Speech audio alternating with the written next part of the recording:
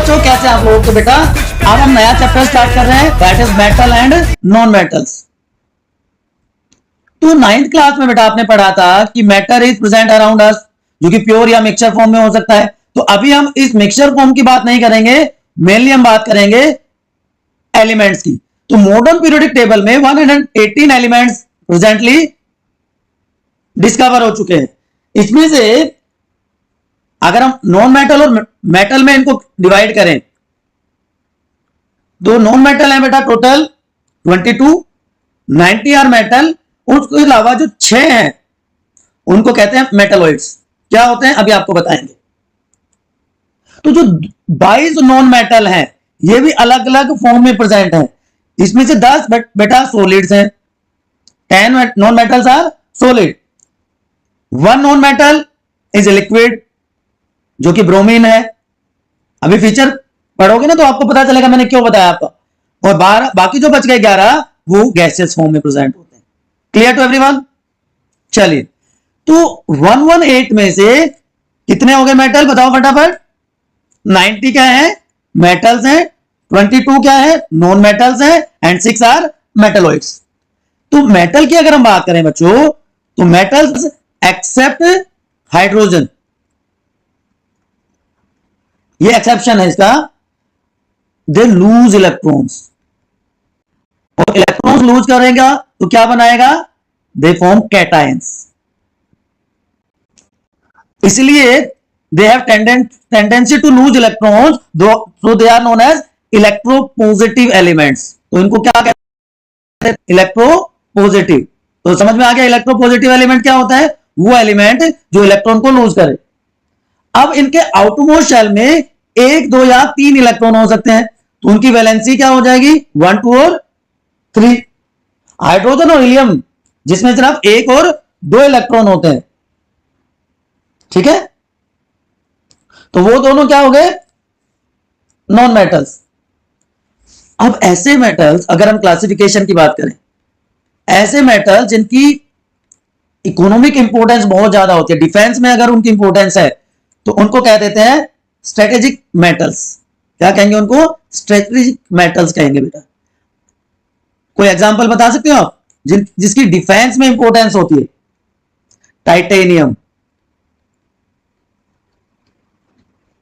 Zirconium, manganese, ये सारे strategic कहलाते हैं। क्यों?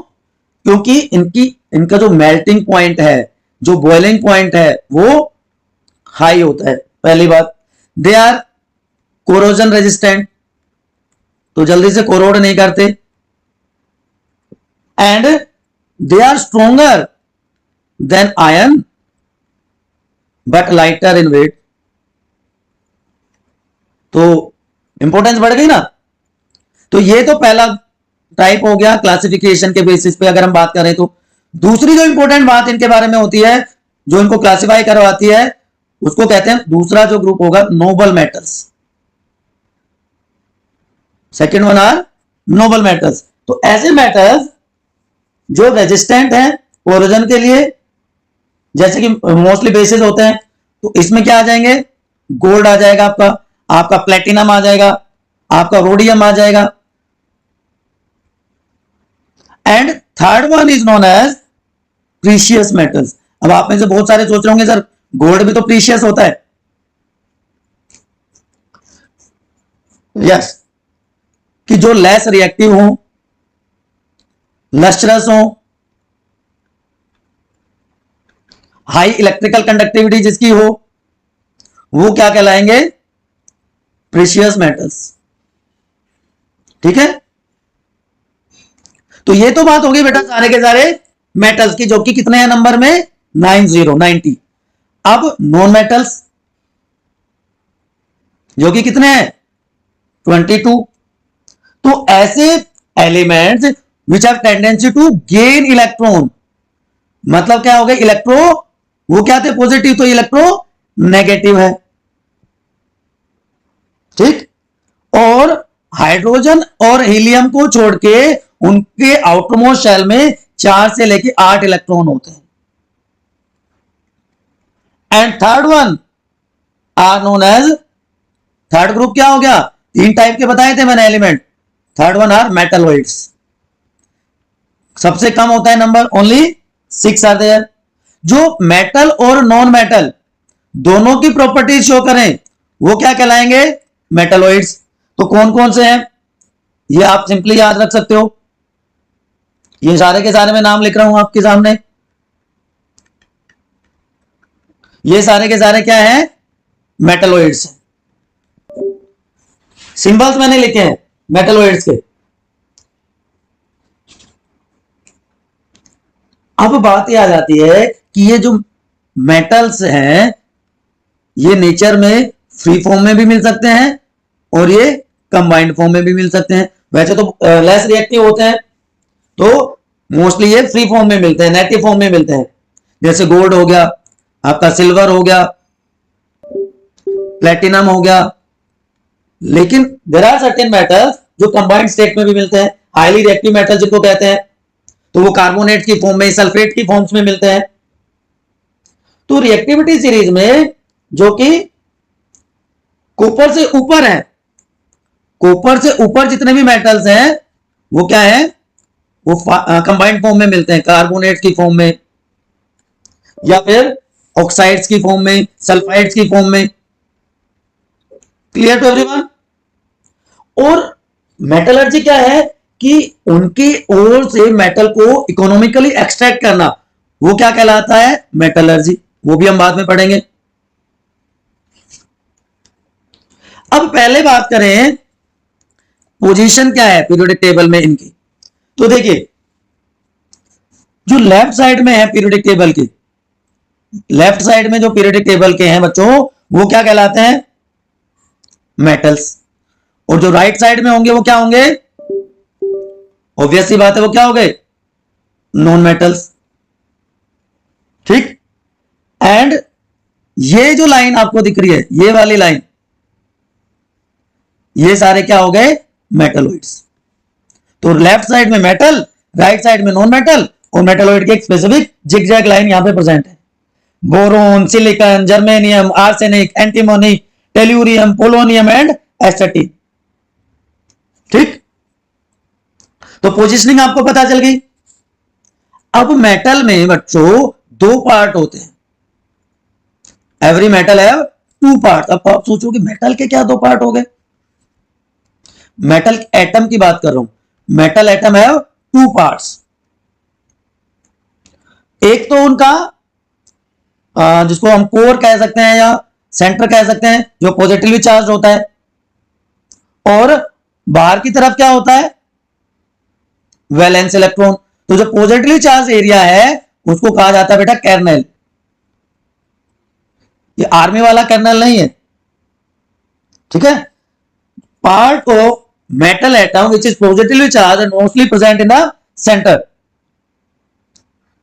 तो इसके चारों तरफ क्या है, इलेक्ट्रॉन्स हैं आउटरमोस्ट साइड में। तो मेटल को हम क्या कह सकते हैं, sea of valence electrons, right, in which positively charged kernels are dipped. Positive charged kernels are dipped, तो वो क्या कहलाएगा, मेटल। अब कर्नल के चारों तरफ इलेक्ट्रॉन है, या हम कह सकते हैं इलेक्ट्रॉन के चारों तरफ कर्नल्स है।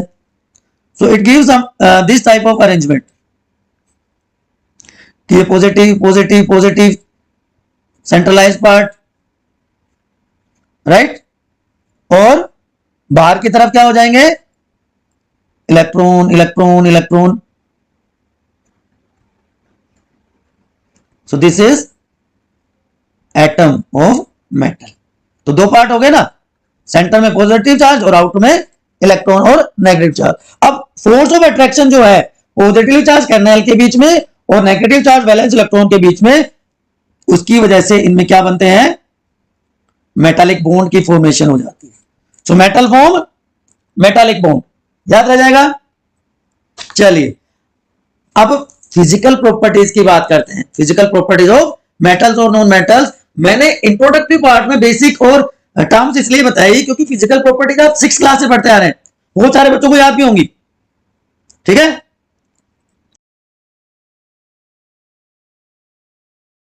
बेसिक प्रॉपर्टी से स्टार्ट करते हैं। फिजिकल स्टेट, तो most metals are solid at room temperature. Exception आपको याद रखना है, mercury, mercury is a metal which is liquid at room temperature. ठीक, उसके अलावा कोई और एग्जांपल बता सकते हो? Sodium and potassium, they are soft metals. Sodium and potassium are soft metals. ये तो क्या है, लिक्विड ही है। जबकि नॉन मेटल्स तीनों फॉर्म में मिलते हैं, सॉलिड, लिक्विड और गैसेस फॉर्म में। मैंने ऑलरेडी आपको बताया था। ब्रोमीन किस में मिलता है, बताओ फटाफट, अभी मैंने बताया था। Bromine is found in liquid state. Bromine liquid state में मिलता है। सॉलिड स्टेट में कितने नॉन मेटल्स हैं, 11। गैसियस स्टेट में अब बच गए कितने, 10। 10 क्या है, सॉलिड स्टेट में मिलते हैं। क्लियर? तो फिजिकल स्टेट क्लियर हो गई। चलिए बताओ फटाफट कमेंट सेक्शन में, क्लियर? उसके बाद second property, second physical property की बात करते हैं, तो melting and boiling point. Metals का बॉइलिंग और मेल्टिंग पॉइंट हाई होगा और उसके कंपैरिजन में नॉन मेटल्स का होता है very low. But again there are exceptions. जो टंगस्टन है, जो बल्ब का फिलामेंट जिसका बना होता है, उसका मेल्टिंग पॉइंट 3400 डिग्री सेल्सियस तक होता है। लेकिन सीशियम, उसका मेल्टिंग पॉइंट बहुत लो, 28 डिग्री सेल्सियस। ठीक है, इसके अलावा गैलियम, गैलियम भी एक्सेप्शन है। तो गैलियम को जैसे ही हम पाम पे रखते हैं वो गायब हो जाता है, मेल्ट हो जाता है। जबकि non metals have comparatively very low melting and boiling point. Sulphur का देखिए 119, लेकिन graphite which is allotrope of carbon, उसका मेल्टिंग पॉइंट बच्चों 3700 डिग्री सेल्सियस से भी ज्यादा होता है। तो देखिए फिजिकल प्रॉपर्टी में आपको मेनली याद क्या रखना है, एक्सेप्शन याद रखने हैं। उसके बाद हार्डनेस की बात करें। अब आप कहोगे सर हमने तो फिजिकल स्टेट की बात तो कर ली थी। यस, उसी का है कि दे आर वेरी हार्ड, तो हाई प्रेशर को भी टॉलरेट कर सकते हैं। आयरन है, क्रोमियम है, लेकिन फिर से इसमें सोडियम सॉफ्ट है, इसको हम नाइफ से कट कर सकते हैं। पोटेशियम भी सॉफ्ट होता है। उसके अपोजिट नॉन मेटल्स हैं, वो ब्रिटल होते हैं नेचर में, but diamond hardest non substance है। डक्टिलिटी और मेलिएबिलिटी, बहुत सारे बच्चे इसमें कंफ्यूज होते हैं क्योंकि दोनों एक जैसे समझते हैं वो। देखिए अगर शीट बनाए, अगर उनको स्ट्रेच करके शीट बन जाती है तो वो क्या है, मेलिएबिलिटी। और अगर उनका वायर बना दें हम तो वो क्या कहलाएगा, डक्टिलिटी। बात समझ में आ गई? तो वायर बना सकते हैं और शीट बना सकते हैं। तो मेलिएबिलिटी सबसे ज्यादा किसकी होती है, गोल्ड और सिल्वर की, gold and silver, AG and AU. और डक्टाइल सबसे ज्यादा कौन होता है, बताओ? गोल्ड ही सबसे ज्यादा डक्टाइल होता है, बट वो क्योंकि बहुत एक्सपेंसिव है इसलिए नॉर्मली वायर बनाने के लिए कॉपर का यूज किया जाता है। But exceptions are everywhere. तो zinc is a metal which is non ductile. इसी तरह जिंक नॉन मैलिएबल भी होता है, non ductile and non malleable. Non metals ना तो शीट बना सकते हैं इसकी, ना हम इसके वायर्स बना सकते हैं। Next physical property sonorous. Sonorous का मतलब जब उनको हिट किया जाए तो दे प्रोड्यूस साउंड। तो आपने टेम्पल्स में स्कूल बेल्स देखी होंगी, वो मेटल्स की बनी होती है क्योंकि वो रिंगिंग साउंड प्रोड्यूस करते हैं जब हार्ड ऑब्जेक्ट के साथ उनको हिट किया जाता है। ठीक, तो they are sonorous. Wind chime, इसका कोई एक्सेप्शन नहीं है, जबकि non metal dull sound produce करेंगे। Next one is sonorous, okay already हो चुका है ये। Next one is thermal and electric conductivity. Metals आप याद रखिए, they are good conductor of heat and electricity. एक एक करके हम अलग अलग डिस्कस करते हैं। थर्मल कंडक्टिविटी की बात करें तो मेटल्स हीट को ट्रांसफर कर सकते हैं easily, so they are thermal conductors. तो यूटेंसिल जो है इसलिए उसी के बने होते हैं। लेकिन मर्क्यूरी एक्सेप्शन है, लेड एक्सेप्शन है, they are poor conductor of heat. और इलेक्ट्रिकल कंडक्टिविटी की बात करें तो कि जब ट्रांसमिशन की बात आती है, इलेक्ट्रिक कंडक्शन की बात आती है, तो हम क्या यूज करते हैं? कॉपर को यूज करते हैं, because they are having free electrons, और उसकी वजह से they are good conductor of electricity. लेकिन non metals are poor conductor. तो जो हमारे हैंडल्स हैं वो किसके बने होते हैं? बैकलाइट के। ठीक। उसके बाद जनरल अगर हम बात करें तो कलर हम इंक्लूड कर सकते हैं इसकी फिजिकल प्रॉपर्टीज में, कि मेटल्स का जो कलर होता है अलग अलग कलर हो सकता है, वो सिल्वर कलर के हो सकते हैं, ग्रे कलर के हो सकते हैं, golden, yellow, there are different types. और एक और फीचर मैं इसमें ऐड करना चाहूंगा, alloy formation. Metal form alloys.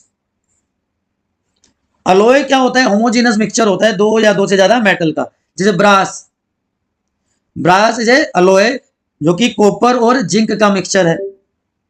इसी तरह स्टेनलेस स्टील आपने सुना होगा, आगे बहुत सारे एग्जांपल्स मैं आपको बताऊंगा। जबकि नॉन मेटल्स में इस तरह की कोई प्रॉपर्टीज नहीं होती।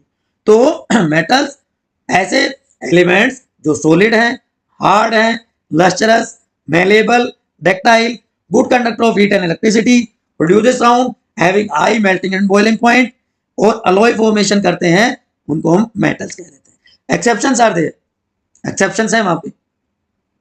ठीक है।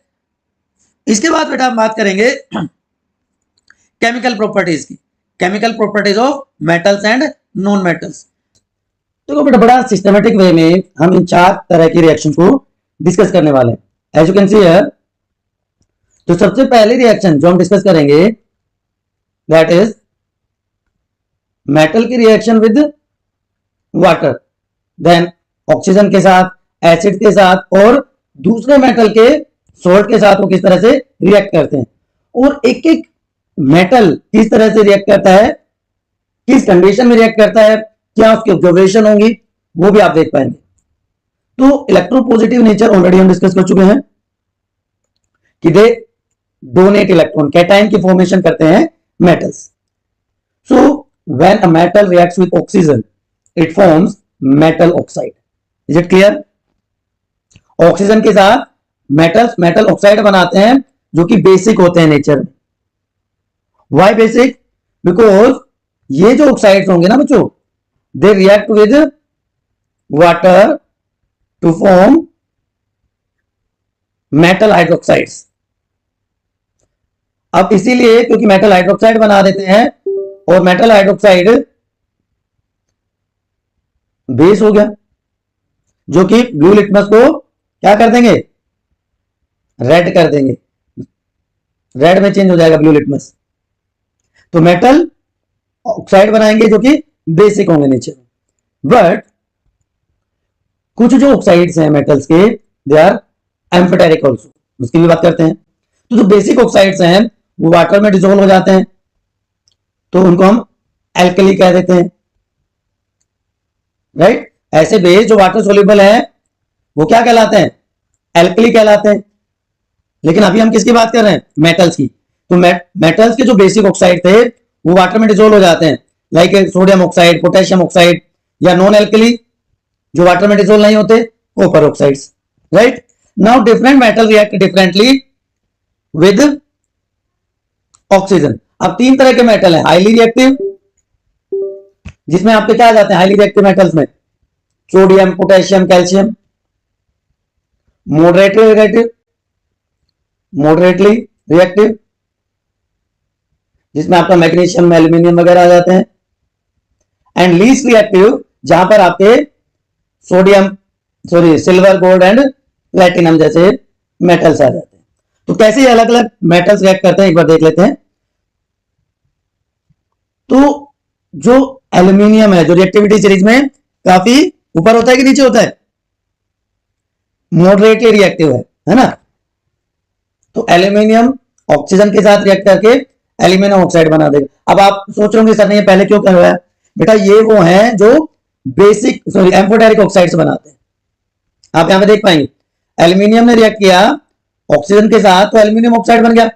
अब एल्यूमिनियम ऑक्साइड जो है वो बेसिक ऑक्साइड की तरह रिएक्ट करता है और एसिडिक ऑक्साइड की तरह रिएक्ट करता है, इसलिए तो उसको क्या कहेंगे? एम्फोटेरिक, जो दोनों कैरेक्टरिस्टिक शो करे।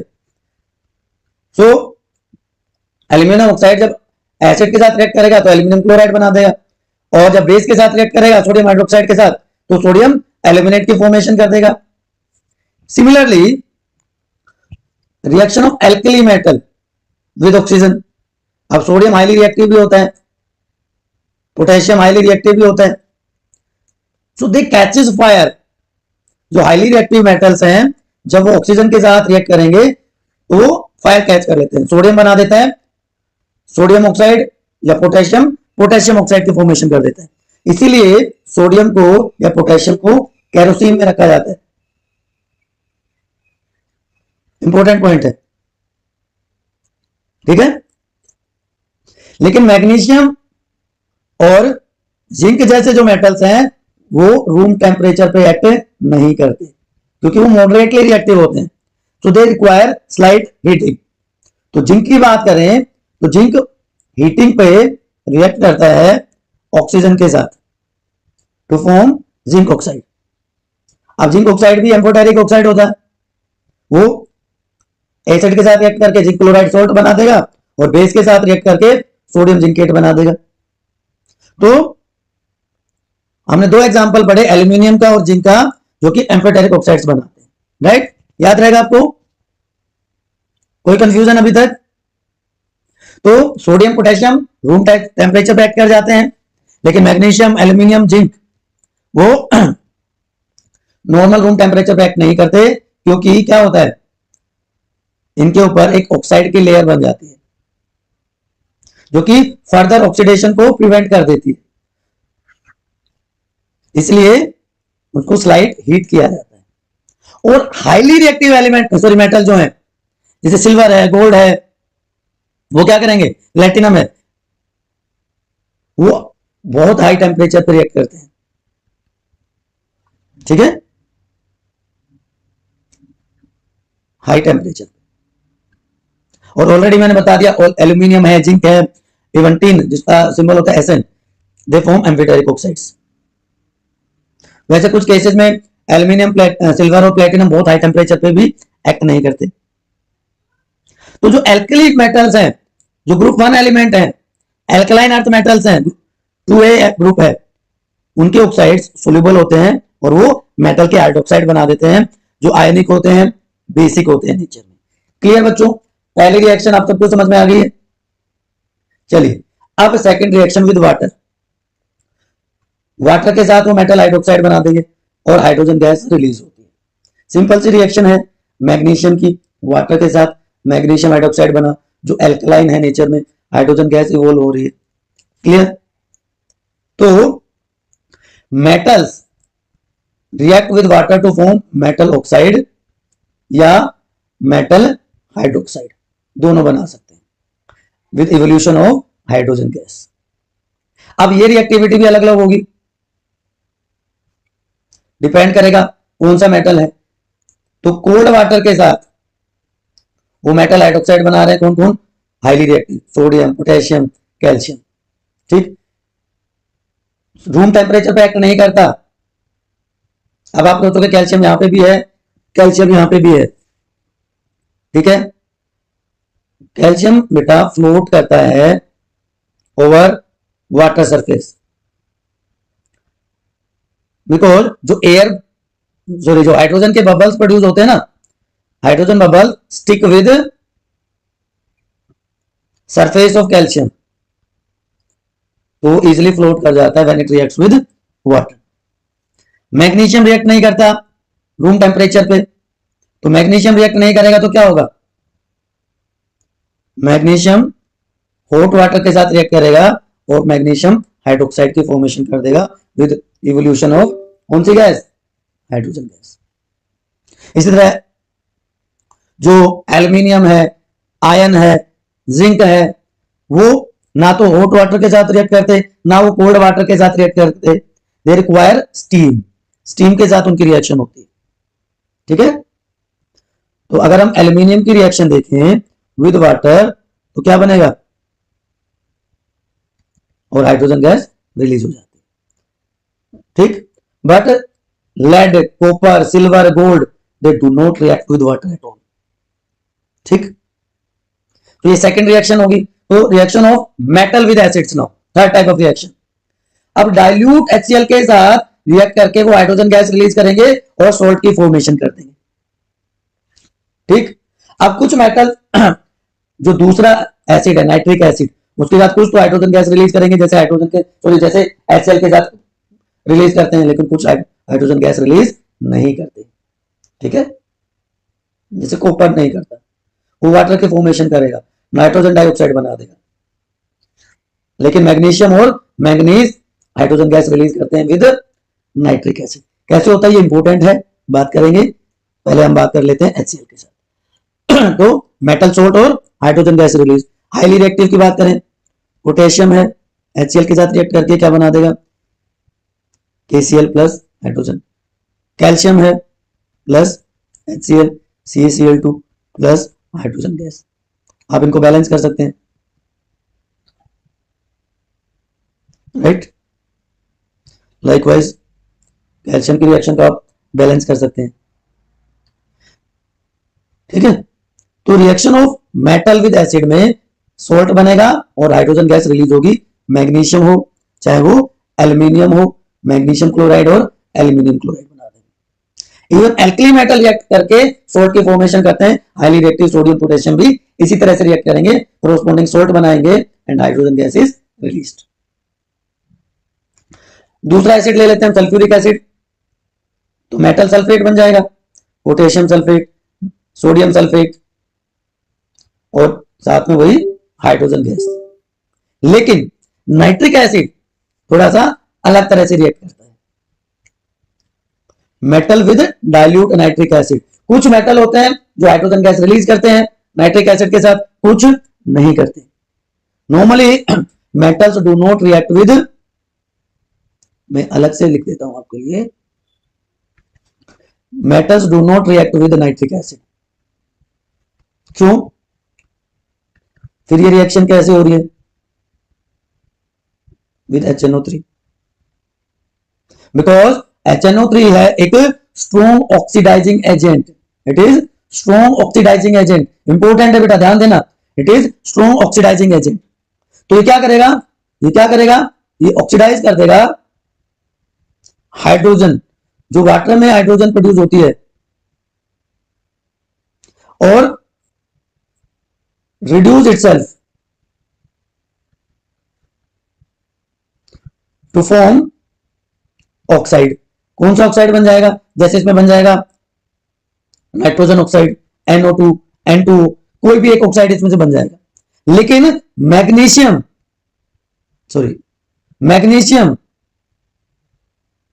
मैंगनीज ये रिएक्ट कर जाते हैं डाइल्यूट HNO3 के साथ to release hydrogen gas. Aluminium zinc react कर जाते हैं टू रिलीज हाइड्रोजन गैस। तो मैग्नीशियम ने नाइट्रिक एसिड के साथ, डाइल्यूट नाइट्रिक एसिड के साथ रिएक्ट करके मैग्नीशियम सल्फेट नहीं, नाइट्रेट, मैग्नीशियम नाइट्रेट बना दिया। एल्यूमिनियम ने एल्यूमिनियम नाइट्रेट, जिंक ने जिंक नाइट्रेट की फॉर्मेशन कर दी। लेकिन एल्यूमिनियम की जो रिएक्शन होती है वो बहुत स्लो होती है, क्योंकि वही एल्यूमिनियम ऑक्साइड की लेयर उसके ऊपर बनी होती है। कॉपर रिएक्ट नहीं करता, ना तो डाइल्यूट HCl के साथ, ना H2SO4 के साथ, राइट। अब जो दूसरे मेटल्स हैं जो हाइड्रोजन की जगह क्या बनाते हैं नाइट्रिक एसिड के साथ, वाटर की फॉर्मेशन कर देते हैं। For example copper nitric acid के साथ रिएक्ट करके वही नाइट्रेट बना रहा है, कॉपर नाइट्रेट, लेकिन यहां पे water molecules are released.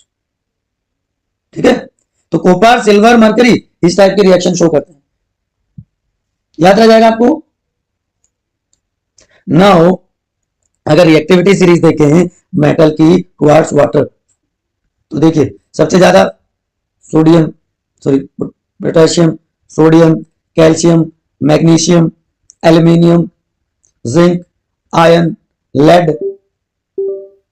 Lead, copper, silver, gold, ये रिएक्टिविटी सीरीज होती है, मेटल्स की टुवर्ड्स वाटर।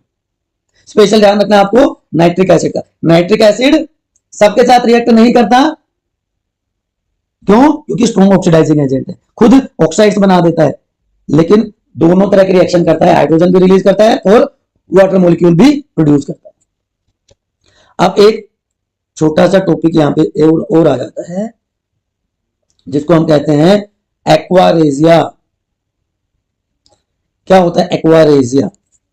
रॉयल वाटर भी कहते हैं बच्चों इसको, एक्वारेजिया और royal water. So it is a mixture of concentrated HCl and nitric acid in the ratio of 3:1। ऐसे याद रख सकते हो, NO3 में 3 होता है, यहां पे HCl में 1 होता है। So it is a highly corrosive powerful solvent, highly corrosive है, पावरफुल सोलवेंट है, जो कि प्लेटिनम को, गोल्ड को डिसोल्व कर सकता है due to formation of nascent chlorine. Nascent को आप ऐसे समझ सकते हो, न्यूली बोर्न क्लोरीन। तो ओवरऑल रिएक्शन क्या होगी? HCl प्लस HNO3 मिला दिया हमने, बन गया एक्वारेजिया, ठीक है, एंड क्लोरीन निकलती है यहां पे, 2 वाटर मॉलिक्यूल। अब जो ये क्लोरीन निकली, ये गोल्ड के साथ, प्लेटिनम के साथ रिएक्ट करती है और क्लोराइड्स बना देती है। तो पुराने टाइम में जो गोल्डस्मिथ होते थे, वो इससे मेटल एक्सट्रैक्ट कर लेते थे। Now reaction of metal with solution of other metal source, इनको हम सिंपली कह सकते हैं डिस्प्लेसमेंट रिएक्शन। ये एनसीईआरटी का डायग्राम है आपके लिए, कि जो हाईली रिएक्टिव एलिमेंट होता है, अपने से कम रिएक्टिव एलिमेंट को वहां से डिस्प्लेस कर देता है, हटा देता है, सॉल्यूशन फॉर्म में या मोल्टन फॉर्म में। अब आपको पता है सारे के सारे मेटल इक्वली रिएक्टिव तो होते नहीं है, तो जो रिएक्टिविटी है मेटल्स की डिफर करती है, चाहे हम ऑक्सीजन के साथ रिएक्ट करवाएं, चाहे वाटर के साथ रिएक्ट करवाएं, चाहे एसिड के साथ रिएक्ट करवाएं। तो होता क्या है, जो मेटल ए है, जो और दूसरे मेटल का सोल्ट सॉल्यूशन हमारे पास, जैसे आयन है, आयन मोर रिएक्टिव है एज कंपेयर टू कॉपर, तो ये इस कॉपर को डिस्प्लेस कर देगा और खुद सल्फेट के साथ सोल्ट बना देगा। आयन सल्फेट बन गया और साथ में कॉपर रिलीज हो गया, मेटल भी मिल गया हमें। तो ये डिस्प्लेसमेंट रिएक्शन है। तो ब्राउन कोटिंग जो इस रिएक्शन में आपने देखी जो बनती है, वो ब्राउन कोटिंग किस लिए बनती है? Copper get deposited on iron nail by displacing iron. और जो ग्रीन कलर का सॉल्यूशन हो जाता है टेस्ट ट्यूब में, उससे प्रूव होता है कि आयन प्रेजेंट है सॉल्यूशन में, फेरस आयंस प्रेजेंट हैं, और आयरन ज्यादा रिएक्टिव है, इसलिए फेरस आयन डिस्प्लेस कर देते हैं कॉपर आयंस को कॉपर सल्फेट सॉल्यूशन से, ठीक है। तो ये फोर्थ रिएक्शन थी। नाउ मेटल और नॉन मेटल आपस में कैसे रिएक्ट करते हैं? अब हमें अगर इलेक्ट्रॉनिक कन्फिगरेशन का याद हो, सिंपल सा, चलो हम सोडियम की इलेक्ट्रॉनिक कन्फिगरेशन देखते हैं। सोडियम का एटॉमिक नंबर है 11, एटॉमिक कन्फिगरेशन हो गई 1, आउटरमोस्ट शेल में 1 इलेक्ट्रॉन। क्लोरीन का एटॉमिक नंबर कितना है? 17, तो 287। तो ये एक इलेक्ट्रॉन डोनेट कर देगा और कैटायन बना देगा, ये एक इलेक्ट्रॉन एक्सेप्ट कर लेगा, एनायन बनाएगा, ठीक है ना। तो रिएक्टिविटी से हमें पता चल जाएगा कि कैसे मेटल और नॉन मेटल रिएक्ट करके डिफरेंट कंपाउंड की फॉर्मेशन कर देते हैं। ये देखिए सोडियम आपको दिख रहा है, मैंने बताया अभी, जो आउटरमोस्ट शेल है, एम शेल, उसमें 1 इलेक्ट्रॉन है, ठीक है। क्लोरीन ग्रुप 17 है, सॉरी 17 एटॉमिक नंबर है, आउटरमोस्ट शेल में 7 इलेक्ट्रॉन है, ठीक। तो एक इलेक्ट्रॉन को लूज करेगा, एक इलेक्ट्रॉन को गेन करेगा और सॉल्ट की फॉर्मेशन हो जाएगी, Na+Cl, NaCl की फॉर्मेशन हो जाएगी। इसी तरह आप दूसरे मेटल और नॉन मेटल का देख सकते हैं, जो कि हम रिएक्टिविटी सीरीज में डिस्कस करेंगे, और किस तरह मेटल और नॉन मेटल इलेक्ट्रॉन का ट्रांसफर करके आयनिक बॉन्ड की फॉर्मेशन करते हैं। अब ये आपको एज इट इज आपको लिख लेना है। देखिए मेटल है, वाटर के साथ रिएक्शन है, पोटेशियम एक्सप्लोजन करेगा, ठीक है, हाइड्रोजन गैस रिलीज होगी। सोडियम एक्सप्लोसिव होगा, हाइड्रोजन गैस रिलीज करेगा। कैल्शियम थोड़ा सा मॉडरेट बट एक्सप्लोसिव रिएक्शन होगी, हाइड्रोक्साइड बनेगा और हाइड्रोजन गैस रिलीज होगी। तो सारे के सारे मेटल्स की रिएक्शन मैंने आपके लिए दिखाई है, चाहे वो मैग्नीशियम है मॉडरेट, जिंक है मॉडरेट, आयन के साथ रिएक्शन कोल्ड वाटर में होगी नहीं, रूम टेम्परेचर पर नहीं होगी, स्टीम के साथ स्लो रिएक्शन हो जाएगी। कॉपर, सिल्वर और लेड रिएक्शन ही नहीं करते, राइट। इसी तरह एसिड के साथ हाईली रिएक्टिव है metal and sodium potassium calcium, वो हाइड्रोजन गैस रिलीज करेंगे। तो ये सारा का सारा आपको समराइज कर लेना है बच्चों। कोई भी कहीं पे भी कंफ्यूजन हो, रिएक्टिविटी सीरीज को आगे हम डिस्कस करने वाले हैं, यहां तक कोई भी कंफ्यूजन हो किसी भी तरह की रिएक्शन में, 5 टाइप की रिएक्शन मैंने बताई आपको। अब हम देखेंगे रिएक्टिविटी सीरीज या रिएक्टिविटी ऑफ मेटल्स कि कितना इजीली कोई एलिमेंट दूसरे सब्सटेंस के साथ रिएक्ट करता है, either bye gain of electron और लूजिंग इलेक्ट्रॉन। तो मेटल इलेक्ट्रॉन लूज करते हैं, ठीक है, तो वो उसकी रिएक्टिविटी कहलाती है। कोई भी कंफ्यूजन है एक बार फटाफट कमेंट सेक्शन में पूछ लीजिए, चाहे वो कोई भी रिएक्शन है जहां से हमने स्टार्ट किया था। देखिए रिएक्शन हाईली इलेक्ट्रोपॉजिटिव क्यों है, क्योंकि इलेक्ट्रॉन लूज करके और क्या बनाते हैं, कैटायन बनाते हैं, ये नेचर इलेक्ट्रोपॉजिटिव कहलाता है। वाटर के साथ रिएक्शन हो, ऑक्सीजन के साथ रिएक्शन हो, एसिड के साथ रिएक्शन हो, मेटल सोल्ट के साथ, सॉरी अदर मेटल के साथ हो, या इवन मेटल की मैंने आपको नॉन मेटल के साथ भी रिएक्शन शो बताइए, ठीक है ना। तो कोई भी पांचों रिएक्शन में कहीं भी कोई कंफ्यूजन है तो प्लीज एक बार आप पूछ लीजिए। उसके बाद हम स्टार्ट करते हैं नॉन मेटल की reactions and reactivity series. Reactivity of metal, या इसको आप रिएक्टिविटी सीरीज के नाम से भी जानते हैं। किसी भी एलिमेंट की tendency to react with other substance, जिससे वो कंपाउंड फॉर्मेशन कर सके, वो कहलाती है उसकी रिएक्टिविटी। और मेटल्स को उनकी रिएक्टिविटी के बेसिस पे एक पर्टिकुलर अरेंजमेंट देना, वो कहलाएगा उसकी रिएक्टिविटी सीरीज। जैसा कि आप देख पा रहे हो, तो रिएक्टिविटी सीरीज क्या है बच्चों, ए लिस्ट है मेटल्स की जो कि अरेंज की हुई है in order of their decreasing chemical activity या रिएक्टिविटी। तो जब डिस्प्लेसमेंट एक्सपेरिमेंट्स किए गए तो ये सीरीज डेवलप की गई। अब आप देखिए यहाँ पे कंपैरिजन किया जाता है हाइड्रोजन के साथ, क्यों होता है वो बताऊंगा। तो हाइड्रोजन से ऊपर जितने भी हैं दे आर मोर रिएक्टिव, और हाइड्रोजन से नीचे जितने होंगे दे आर लेस रिएक्टिव, ठीक है। तो टॉप से बॉटम की तरफ जब हम आते हैं तो रिएक्टिविटी डिक्रीज हो रही है, लेकिन यहाँ पे एल्यूमिनियम, जिंक, आयरन ये मॉडरेटली रिएक्टिव कहलाते हैं, मॉडरेट, जबकि सोडियम, पोटेशियम, कैल्शियम ये हाईली रिएक्टिव हैं। और हाइड्रोजन से नीचे जितने भी हैं copper, mercury, silver, gold, platinum, ये सारे लीस्ट रिएक्टिव हैं। तो एक सिंपल सी ट्रिक बताता हूं जिसे आप याद रख सकते हैं। देखिए दो तरीके हैं, कोई सा भी आप याद रख सकते हैं। Please send cats, monkeys and zebras in large hire cage, make sure good. तो पी से पोटेशियम, एस से sodium, calcium, magnesium, aluminium, zinc, iron, lead, और ये हाइड्रोजन जिसके साथ कंपेयर करना है। लास्ट में लीस्ट रिएक्टिव में copper, mercury, silver and gold, ये आप याद रख सकते हैं। यहाँ पे दूसरा तरीका है, please stop calling Mark Zuckerberg in London, he is called mister social guy.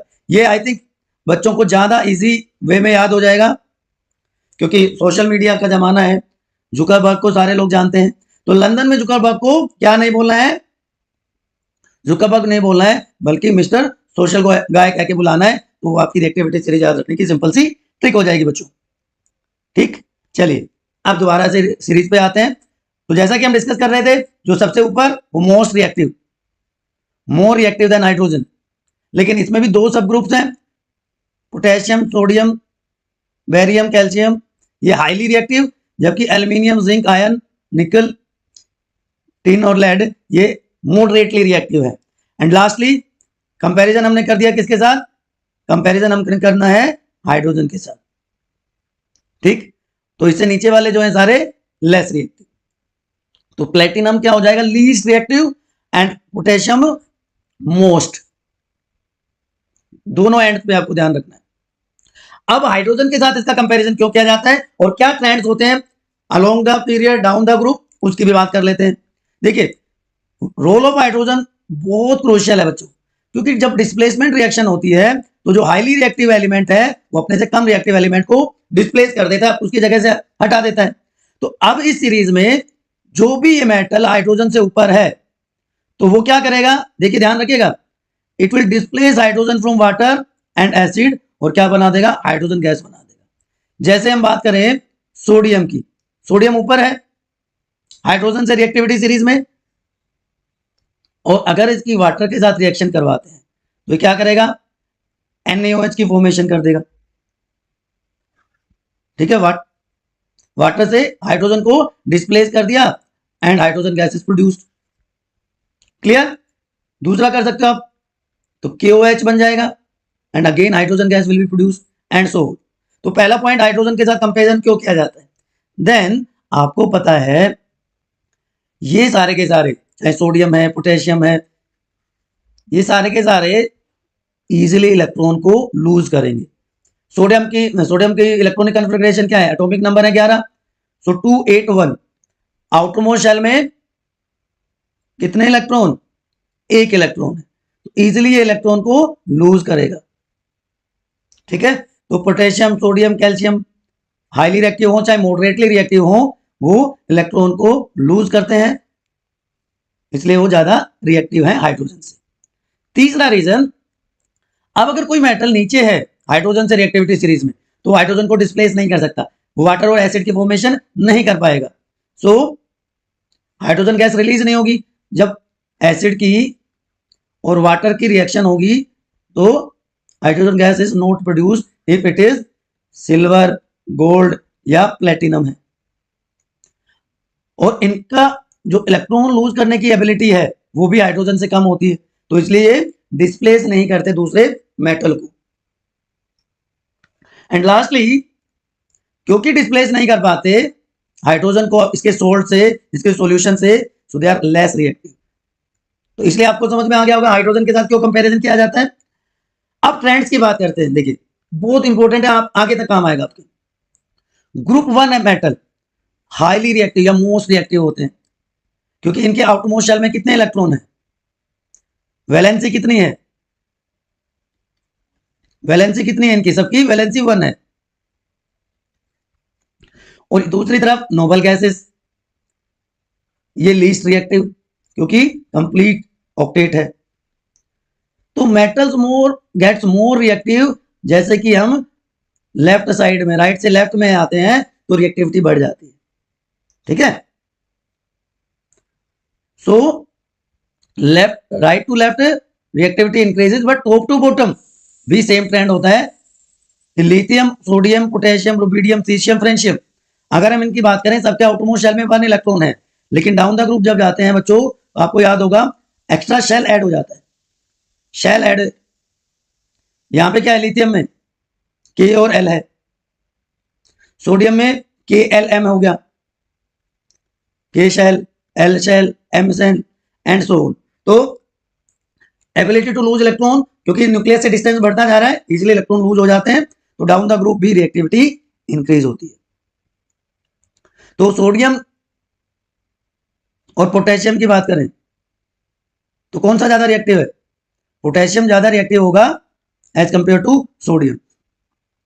Magnesium ज्यादा रिएक्टिव होगा बेरिलियम से। ठीक है ना, तो group 1 metal most reactive, right से लेफ्ट में आएंगे रिएक्टिविटी बढ़ेगी, टॉप टू बॉटम जाएंगे ग्रुप में तो रिएक्टिविटी इंक्रीज होगी। ठीक है, ये वाले दे आर टू रिएक्टिव, इसलिए लैब्स में कॉमनली ये देखने को नहीं मिलते। सोडियम की रिएक्शन दिख जाएगी आपको, पोटेशियम की रिएक्शन दिख जाएगी, लेकिन रुबिडियम, सीशियम, फ्रेंशियम ये अलाउड नहीं होते। अगर इसको कंपेयर करें हम कॉपर जिंक के साथ, तो ये बहुत कम रिएक्टिव होते हैं। हमने अभी देखा था ना, लेफ्ट से राइट की तरफ आएंगे तो रिएक्टिविटी डिक्रीज होगी अलोंग द पीरियड। हमने उल्टा बोला था कि राइट से लेफ्ट में आएंगे तो रिएक्टिविटी इंक्रीज होती है, इसलिए रिएक्टिविटी डिक्रीज होगी। इसलिए देखिए सिल्वर है, गोल्ड है, दे आर लीस्ट रिएक्टिव, तो इनमें यहां पे डाउन द ग्रुप भी रिएक्टिविटी डिक्रीज हो रही है। अब ग्रुप 1 to 13 के जो एलिमेंट्स हैं दे लूज इलेक्ट्रॉन, तो वो क्या करेंगे, पॉजिटिव आयंस बनाएंगे। ये easily 1, 2, magnesium, aluminium 3 electron lose कर सकता है, तो +3।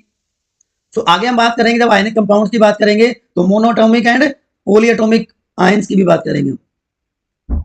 अभी आपको याद रखना है कि ग्रुप 1 to 13 एलिमेंट्स जो है वो पॉजिटिव आयंस बनाते हैं, क्योंकि अगर 4 इलेक्ट्रॉन हो गए वैलेंस शेल में, तो 4 इलेक्ट्रॉन को लूज करना या गेन करना बड़ा मुश्किल काम हो जाता है। तो ग्रुप 14 एलिमेंट्स आयन से ही नहीं बनाएंगे, 15 से फिर वो नेगेटिव होता चला जाएगा, और नोबल गैस ना इलेक्ट्रॉन को लूज करता है ना इलेक्ट्रॉन को गेन करेगा बच्चों। और देखिए मैंने बताया 15, 16, 17, -1, -2, -3 नेगेटिव आयंस, यहां तक 1 to 13 positive ions. And lastly noble gases group 18, they neither lose electron nor gain electrons, complete octet, 8 electrons हैं आउटर शेल में, तो इसलिए इनको इनर्ट गैसेस भी कहा जाता है। Helium, neon, argon, krypton, xenon, radon, ये सारे नोबल गैसेस हैं। अब डिस्प्लेसमेंट रिएक्शन कैसे होती है, देखिए वो एक दो रिएक्शंस मैंने आपको पहले भी बताया था। कॉपर कम रिएक्टिव है मैग्नीशियम से, तो ये डिस्प्लेस नहीं कर सकता, तो magnesium is not displaced from its sulphate solution, तो कोई रिएक्शन देखने को नहीं मिलेगी। बट अगर मैग्नीशियम को कॉपर सल्फेट के साथ रिएक्ट करवाएंगे तो क्या होगा, ये मैग्नीशियम डिस्प्लेस कर देगा कॉपर को, मैग्नीशियम सल्फेट बना देगा और कॉपर रह जाएगा अकेला। तो कॉपर को एक्सट्रैक्ट कर सकते हैं कॉपर सल्फेट सॉल्यूशन से बाय रिएक्शन विद मैग्नीशियम। तो क्योंकि हाईली रिएक्टिव ने लेस रिएक्टिव को वहां से हटा दिया, तो such reactions are known as displacement reactions. याद रह जाएगा बच्चों। How this metal and non metals react. अब ऑलरेडी आपको पता है कि sodium is one of the most reactive metal, जिसको रिएक्टिविटी सीरीज में टॉप पे रखा जाता है, लेकिन ये पोटेशियम से कम रिएक्टिव है, और गोल्ड सबसे कम रिएक्टिव होने की वजह से रिएक्टिविटी सीरीज में बहुत नीचे की तरफ रखा जाता है।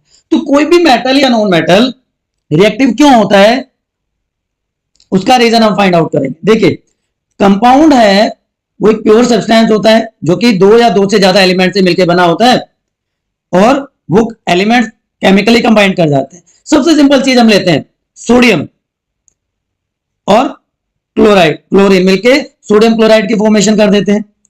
तो सोडियम का एटॉमिक नंबर है बच्चों 11, और उसकी इलेक्ट्रॉनिक कन्फिगरेशन क्या होगी 281। तो आप देख पा रहे हो आउटरमोस्ट शेल में एक इलेक्ट्रॉन है, और मेटल इलेक्ट्रॉन को लूज करते हैं and they form cations. Likewise अगर क्लोरीन की बात करें तो एटॉमिक नंबर कितना है 17 and configuration 287, it is a non metal. तो ये इलेक्ट्रॉन को गेन करता है और ये क्या बना देगा कैटायंस की फॉर्मेशन, एनायन की फॉर्मेशन कर देगा। तो ये सोडियम और क्लोरीन मिलके कैटायन और एनायन मिलके एक कंपाउंड बना रहे हैं जिसको हम कहते हैं सोडियम क्लोराइड, राइट। तो आयन क्या है, आयन एक एटम है या ग्रुप ऑफ एटम्स है जिसपे या तो पॉजिटिव चार्ज है जिसको हम कैटायन कह देंगे, या जिसके ऊपर नेगेटिव चार्ज है जिसको हम एनायन कह देंगे, जैसा कि सोडियम और क्लोरीन के केस में हमने देखा। तो आयनिक कंपाउंड जो बनता है दो या दो से ज्यादा पॉजिटिवली चार्ज आयन से, या एक से ज्यादा नेगेटिवली चार्ज आयन से। Is it clear to everyone. तो जो आयन्स हैं कब बनते हैं, आयन बच्चों बनते हैं जब एटम है डिफरेंट एलिमेंट्स के वो इलेक्ट्रॉन का ट्रांसफर करते हैं एक से दूसरे की तरफ। मैंने अभी आपको बताया कि सोडियम जो है अपना एक इलेक्ट्रॉन ट्रांसफर कर देता है क्लोरीन को, तो सोडियम कंबाइन करता है क्लोरीन के साथ to form common salt sodium chloride. तो जब ये फॉर्मेशन होती है सोडियम क्लोराइड की, तो देखिए वैलेंस सेल में आउटरमोस्ट शेल में कितने इलेक्ट्रॉन है, एक इलेक्ट्रॉन है।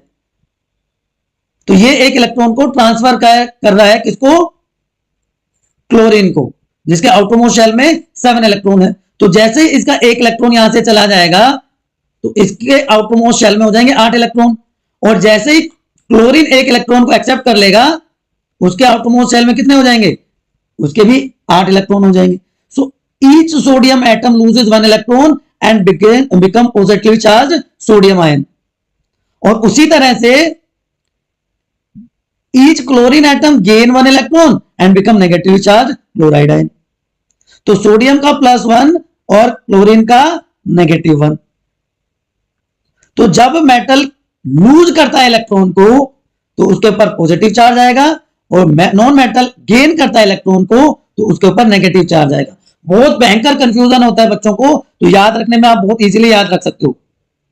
देखिए कैट आयन, तो ये टी जो है पॉजिटिव सिंबल की तरह लग रहा है आपको, तो कैटायन का मतलब पॉजिटिवली चार्ज आयन। और इसी तरह नेगेटिव नेगेटिव क्या है, एनायन। याद रह जाएगा। अब कुछ पैरामीटर्स की हम बात करते हैं। हमारे पास ये सारे एलिमेंट्स हैं, lithium, sodium, potassium, rubidium, caesium, francium जैसे। तो जनरली जो रिएक्टिविटी है, ऑलरेडी हमने डिस्कस करी है रिएक्टिविटी सीरीज में, कि down the group reactivity increase होती है। क्यों? क्योंकि एक्स्ट्रा शेल ऐड हो जाता है। यहां पे देखिए लिथियम की अगर मैं बात करूं तो लिथियम में आउटमोस्ट शेल में 1 इलेक्ट्रॉन है, के शेल में 2 इलेक्ट्रॉन, एल शेल में 2 इलेक्ट्रॉन। सोडियम में क्या हो जाएगा, के एल एम, एम शेल भी उसमें ऐड हो गया। तो एक्स्ट्रा शेल ऐड होने से साइज बढ़ गया, एटॉमिक रेडियस बढ़ जाता है और इलेक्ट्रॉन को लूज करना इजी हो जाता है। That's why potassium is more reactive than sodium, क्योंकि सोडियम का जो पोजीशन है वो पहले आता है as compared to potassium. Anions, halogens आपको दिख रहे हैं यहां पे, fluorine, chlorine, bromine, iodine, astatine. तो रिएक्टिविटी जो है एनायन की वो डाउन द ग्रुप डिक्रीज होती है, इसलिए फ्लोरीन ज्यादा रिएक्टिव है क्लोरीन से। FClBrI, ये दिख रहा है आपको ग्रुप 17, जिसको हम क्या कहते हैं, हेलोजन। तो हेलोजन की reactivity down the group increase हो रही है, सॉरी डिक्रीज हो रही है, जबकि ग्रुप 1 की इंक्रीज होती है। एनायन फॉर्मेशन की बात कर रहा हूं, वहां पे हमने कैटायन फॉर्मेशन की बात करी थी, टू लूज इलेक्ट्रॉन, और ये है टू गेन इलेक्ट्रॉन। तो मतलब क्या हुआ, जो आयोनिक कंपाउंड है they have certain characteristic features, कि रूम टेम्परेचर पे वो हार्ड है, ब्रिटल है और उनको इजीली क्रश किया जा सकता है। यहां पे आपको पेस्टल एंड मोर्टर दिखाई दे रहा है, ठीक है। अब जो क्रिस्टल्स होते हैं आयनिक कंपाउंड के, उनका अल्टरनेट अरेंजमेंट होगा, positive charge, negative charge, cation anion, cation anion. तो जो अरेंजमेंट है उसमें जो पॉजिटिव चार्ज आयंस हैं, या हम कह सकते हैं कि जो कैटायंस हैं वो एक रेगुलर अरेंजमेंट दिखाते हैं। देखिए आपको रिपीटिशन है, सेम चार्ज एक साथ प्रेजेंट नहीं है। तो बिकॉज जो अपोजिटली चार्ज आयंस होते हैं दे अट्रैक्ट ईच अदर, है ना। अपोजिट जो चार्जेस होते हैं वो अट्रैक्ट करते हैं, इसीलिए उनका जो मेल्टिंग पॉइंट होता है वो बहुत ज्यादा हाई होता है। सोडियम क्लोराइड 800 डिग्री सेल्सियस पे मेल्ट होता है, ठीक है ना बच्चों। और जब इन आयनिक कंपाउंड को वाटर में डिसोल्व किया जाता है तो ये इनके जो क्रिस्टल लैटिस है, जो क्रिस्टल स्ट्रक्चर है, वो ब्रेक डाउन हो जाती है और आयंस फ्री हो जाते हैं। तो सोडियम क्लोराइड को अगर हम वाटर में डिसोल्व करते हैं, aqueous solution of sodium chloride is known as brine, तो वो डिसोशिएट हो जाता है अपने आयंस में और वो फ्री हो जाते हैं। और इसीलिए they conduct electricity. Ionic compounds are good conductor of electricity. तो ये कुछ फिजिकल पैरामीटर्स हो गए, कुछ फीचर्स हो गए। अब देखिए कैसे कैटायंस बनते हैं। देखिए हमें ये पता है नोबल गैसेस स्टेबल होती है, उनको इनर्ट गैसेस इसलिए कहा जाता है क्योंकि उनका ऑक्टेट जो है वो कंप्लीट होता है। उनके आउटरमोस्ट शेल में 8 इलेक्ट्रॉन होते हैं। तो बाकी जितने भी एलिमेंट हैं वो ट्राई करते हैं टू लूज और गेन इलेक्ट्रॉन, जिससे उनकी नोबल गैसेस जैसी कॉन्फ़िगरेशन हो जाए। तो helium, neon, argon, krypton, xenon and radon, ये हमारी नोबल गैसेस हैं। अब जो मेटल का कैटायन होगा ना, उसमें सेम नंबर के इलेक्ट्रॉन होंगे जो कि उसके क्लोजेस्ट नोबल गैस होगी, एटॉमिक नंबर उसका कम होगा। जैसे नियोन की बात करें, नियोन का एटॉमिक नंबर कितना है, 10 है, 2 8, आउटरमोस्ट शेल में 8 इलेक्ट्रॉन, कोई जरूरत नहीं है, इनर्ट है, इसलिए नोबल गैस है। अब मैं अगर इसके पास वालों की बात करूं तो सोडियम का एटॉमिक नंबर 11 है, मैग्नीशियम का एटॉमिक नंबर 12 है, एल्यूमिनियम का एटॉमिक नंबर 13 है। तो इनको कितने कितने लूज करने हैं, इसको 1 लूज करना है। तो सोडियम के ऊपर पॉजिटिव चार्ज 1, इसको 2 इलेक्ट्रॉन लूज करने हैं जिससे कि इसकी नियोन जैसी कॉन्फ़िगरेशन हो जाए। तो मैग्नीशियम 2 इलेक्ट्रॉन लूज करता है। एल्यूमिनियम को 3 इलेक्ट्रॉन लूज करने हैं, तो एल्यूमिनियम 3 पॉजिटिव आयंस बनाता है। तो सोडियम, पोटेशियम, सोडियम, मैग्नीशियम और aluminium have same number of electron as atom of neon. देखिए सोडियम में 11 proton, 12 neutron, positive charge 1, magnesium में 12 प्रोटॉन, 12 न्यूट्रॉन, एल्यूमिनियम में 13 प्रोटॉन, 14 न्यूट्रॉन, और जो नियोन है उसमें 10 प्रोटॉन 10 न्यूट्रॉन। ठीक, number of electrons are same. समझ में आ गई बात? तो इसीलिए चाहे वो सोडियम है, चाहे वो एल्यूमिनियम है, चाहे वो मैग्नीशियम है, they have same number of electrons. तो इनके क्लोजेस्ट नोबल गैस क्योंकि नियोन है। समझ में आ गया बच्चों? तो 10 2 8 11 2 8 1 12 2 8 2 एल्यूमिनियम 13 2 8 3। तो they lose 1 2 and 3 electron to complete their octet, जिसे वो स्टेबिलिटी गेन कर ले। तो अब मैं आपको पूछता हूं, मैं आपसे अगर मैं पूछूं तो कैसे बताओगे आप कि हमें नोबल गैसेस के बारे में पता चल गया कि उनका इलेक्ट्रॉनिक कॉन्फ़िगरेशन है वो स्टेबल होता है। Noble gases have completely filled valence shell, so they are inert, they are very less chemically reactive. तो हीलियम की बात कर लें कंप्लीट, नियोन की बात कर लें कंप्लीट, आर्गन की बात कर लें कंप्लीट। लेकिन मेटल्स, सोडियम में 1 मैंने ऑलरेडी बता दिया, मैग्नीशियम में 2, एल्यूमिनियम में 3, पोटेशियम में फिर से 1, कैल्शियम में फिर से 2। तो दे फॉर्म +1 +2 +3, राइट, +1 +2। और नॉन मेटल क्या करेंगे? नाइट्रोजन कितने कम है? 3, तो -3 एनायन बनाएंगे। ऑक्सीजन में -2, O2 नेगेटिव होता है, O2 नेगेटिव होता है। फ्लोरीन F नेगेटिव, फॉस्फोरस में फिर से P3, सल्फर में S2, क्लोरीन Cl नेगेटिव।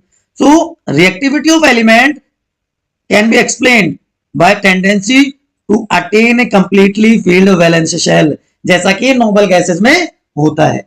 और इनडायरेक्टली हम कह सकते हैं कि नोबल गैस के जैसा बनने की कोशिश करते हैं। सोडियम क्लोराइड आउटरमोस्ट शेल में एक इलेक्ट्रॉन सोडियम के, वहां पे क्लोरीन में कम, तो 281 ऑलरेडी मैं आपको बता चुका हूं। क्लोरीन में आप देख लीजिए 7 इलेक्ट्रॉन्स हैं, एक इलेक्ट्रॉन को गेन करता है, कंप्लीट ऑक्टेट हो गया। नियोन की electronic configuration +3s2 3p5, 10 neon के 2 and 5। तो ठीक, तो इसका मतलब क्या हो गया बच्चों? बताओ कि जो सोडियम एंड क्लोराइड आयन है, because they are opposite charge ions, they attract each other, और उनके बीच में जो इलेक्ट्रोस्टैटिक फोर्स है वो बहुत स्ट्रॉन्ग होता है। तो सोडियम क्लोराइड मॉलिक्यूल की फॉर्म में एग्जिस्ट नहीं करता, but it is aggregation, it is a collection of oppositely charge ions, sodium ion and chloride ions. इसी तरह आप दूसरे एग्जांपल्स ले सकते हो। मैग्नीशियम क्लोराइड की आप फॉर्मेशन यहां पे देख रहे होंगे।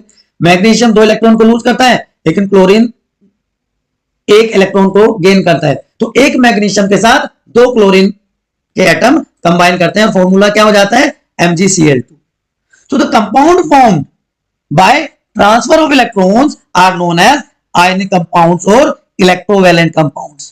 तो अभी तक आपको फिजिकल प्रॉपर्टीज का आइडिया आ गया होगा कि आयनिक कंपाउंड जो है सॉलिड होते हैं due to strong force of attraction between them, और उनको आयनिक बॉन्ड कहेंगे।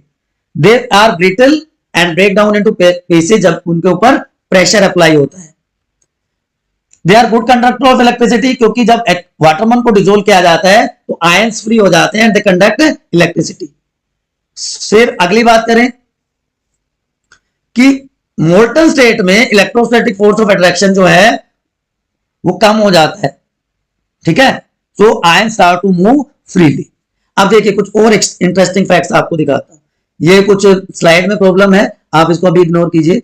जो ग्रुप 1 के मेटल्स हैं, lithium, sodium, potassium, rubidium, caesium and francium, इनकी वैलेंसी होती है 1। तो ये सारे के सारे एक इलेक्ट्रॉन को लूज कर देते हैं and they form positive 1 ion, ठीक। इसी तरह आप दूसरे ग्रुप्स का देख सकते हैं। ये तो लिथियम का, कि कैसे लिथियम इलेक्ट्रॉन को लूज कर रहा है, ठीक है। तो लिथियम एक इलेक्ट्रॉन लूज कर रहा है, सोडियम एक इलेक्ट्रॉन लूज कर रहा है, पोटेशियम एक इलेक्ट्रॉन लूज करता है, एंड सो ऑन। ग्रुप 1 के एलिमेंट सारे के सारे इसी तरह से रिएक्ट करते हैं। ग्रुप 2 मेटल्स, उनके वैलेंस में 2 इलेक्ट्रॉन्स है, मैग्नीशियम का ऑलरेडी मैंने आपको एग्जांपल बता दिया, तो दे फॉर्म डायटोमिक आयंस, दो आयंस, 2 पॉजिटिव आयंस बनाते हैं। अब आयन जो है वो फेरस और फेरिक दोनों फॉर्म में मिलता है, सो +2 एंड +2 +3 दोनों उसके फॉर्म्स होती है, +2 और +3 दोनों आयंस फॉर्म करते हैं। लेकिन नॉन मेटल जो है वो 2 टाइप के आयंस बनाते हैं, मोनोटॉमिक मतलब एक इलेक्ट्रॉन को गेन करती हैं तो मोनोटॉमिक, एक से ज्यादा इलेक्ट्रॉन को गेन करेंगे तो क्या कहलाएंगे, पॉलीएटॉमिक। तो क्लोरीन, आयोडीन, ब्रोमीन ये सारे मोनोटॉमिक है, जबकि हाइड्रोक्साइड, सल्फेट, नाइट्रेट, कार्बोनेट ये सारे पॉलीएटॉमिक आयंस है, बिकॉज ऐसे आयन जो है एक से ज्यादा नॉन मेटल एलिमेंट के साथ बनता है, जबकि मोनोटॉमिक सिर्फ एक पर्टिकुलर टाइप के, सिंगल टाइप के नॉन मेटल एलिमेंट से फॉर्म होता है बच्चों। ठीक है, समझ में आ गई बात। तो नॉन मेटल और मेटल कंबाइन कर जाते हैं और उनसे जो कंपाउंड बनते हैं उनको हम आयोनिक कंपाउंड कहते हैं। कोई कंफ्यूजन है प्लीज आप एक बार बता दीजिए मुझे, अभी भी कोई कंफ्यूजन है तो एक बार फटाफट कमेंट सेक्शन में आ जाइए, कमेंट सेक्शन में अपना डाउट पूछ लीजिए बच्चों, ठीक है ना। आयनिक कंपाउंड से रिलेटेड कोई भी कंफ्यूजन है तो आप पूछ सकते हैं, ओके।